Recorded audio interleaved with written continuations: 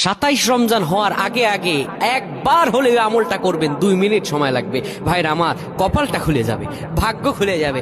আপনার সন্তানের জন্য, আপনার বিদেশের জন্য, আপনার কাজকর্মের জন্য, ব্যবসা বাণিজ্যের জন্য, সকল কিছুর জন্য আপনার ভাগ্য খুলে যাবে। আল্লাহর কসম করে বলছি, এই আমলটা যুবকেরা তোমরা পেলে শেয়ার করে দিবা। আমল না করেও সব পাবা, শুধু তোমার একটি শেয়ারে তোমার আমল হয়ে যাবে।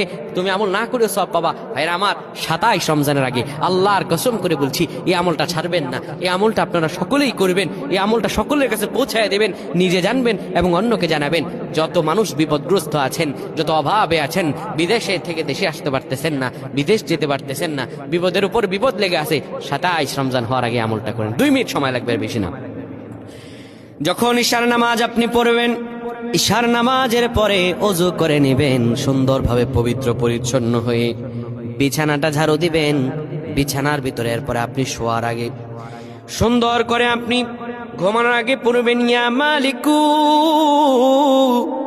ইয়া মালিকু 100 বার পড়বেন।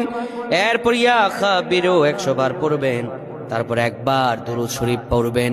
এরপরে 2টা হাত তুলে আল্লাহর কাছে যা দোয়া করবেন, আপনার দোয়া করতে দেরি হবে, আমার আল্লাহ কবুল করতে দেরি করবেন না। আল্লাহুম্মা আমিন।